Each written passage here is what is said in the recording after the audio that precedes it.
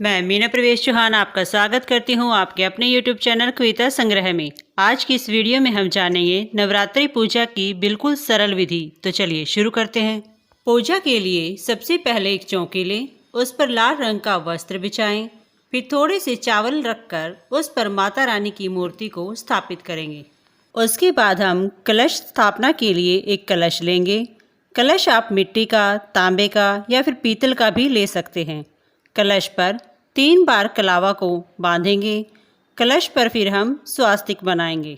कोई भी पूजा हो, हर पूजा में हमें कलश स्थापना अवश्य करनी चाहिए। कलश स्थापना के लिए हमें पहले थोड़ा सा अक्षत का आसन देना चाहिए, उसके बाद ही चौकी पर कलश की स्थापना करनी चाहिए। कलश पर स्वास्तिक बनाने के बाद अब हम कलश में थोड़ा सा गंगा जल डालेंगे। उसके बाद शुद्ध जल से कलश को भर देंगे। कलश को आधा नहीं भरना होता, कलश को पूरा भरना होता है। अब हम कलश में चावल, सिक्का, सुपारी, हल्दी की गांठ या फिर आप हल्दी का पाउडर भी डाल सकते हैं। कलश में हम थोड़ी सी दुर्वा घास भी जरूर डालेंगे। अब हम एक नारियल लेंगे। ध्यान रहे कि नारियल आपको पानी वाला ही लेना है। अब हम उस नारियल पर स्वास्तिक बनाएंगे। अब हम नारियल पर नारियल वाली लाल रंग की चुनरी आती है, उसे लपेटेंगे और चुनरी के ऊपर कलावा 3 बार घुमाते हुए बांध देंगे। यदि आपके पास चुनरी नहीं है तो आप केवल कलावा भी बांध सकते हैं। नारियल हमारा बिल्कुल तैयार है। अब नारियल के बाद हम आम के पत्ते लेंगे। आम के पत्ते आप 5, 7, 9 या फिर 11 भी ले सकते हैं। आम के पत्ते कम से कम 5 तो जरूर लेने चाहिए। अब हम पत्तों पर चंदन और कुमकुम लगाएंगे। यहाँ मैंने 5 आम के पत्ते लिए हैं और उन पर चंदन और कुमकुम लगा लिया है। नवरात्रों की पूजा 9 दिनों तक चलती है, इसलिए ध्यान रहे कि चौकी आप ऐसे स्थान पर बनाएं जहां से आपको 9 दिनों तक चौकी को हिलाना ना पड़े।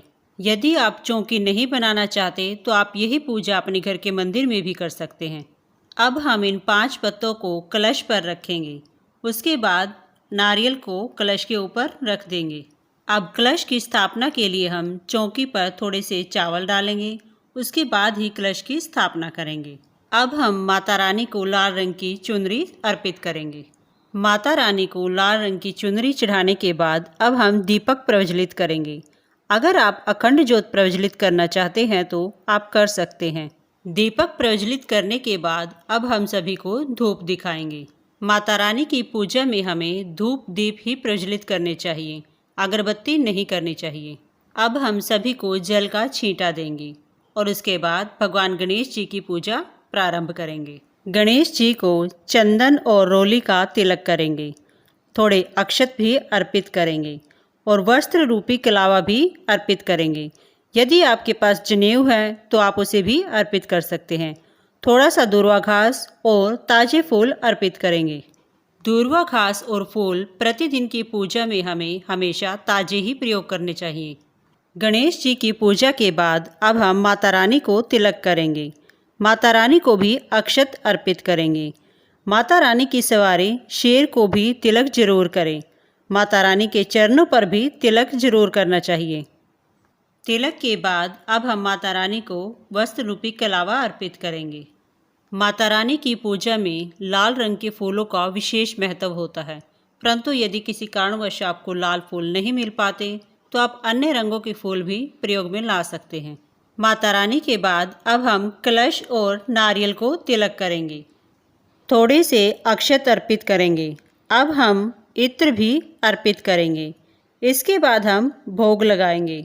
नवरात्रि पूजा के प्रथम दिन समय थोड़ा अधिक लगता है, परंतु उसके बाद प्रतिदिन की पूजा में समय कम ही लगता है, क्योंकि प्रथम दिन हमें चौकी की स्थापना करनी होती है।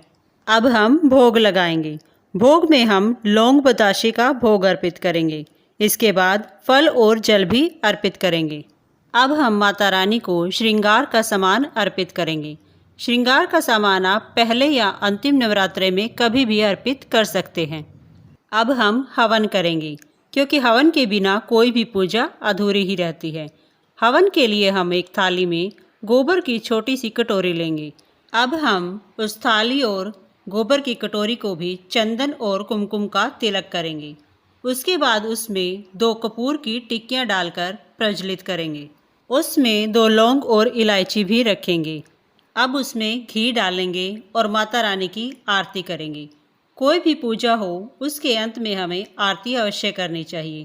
आरती के बिना हमारी पूजा अधूरी ही मानी जाती है। आज की वीडियो में बस इतना ही। आशा करती हूँ कि आपकी वीडियो अच्छी लगी होगी। तो मिलते हैं नेक्स्ट वीडियो में। धन्यवाद।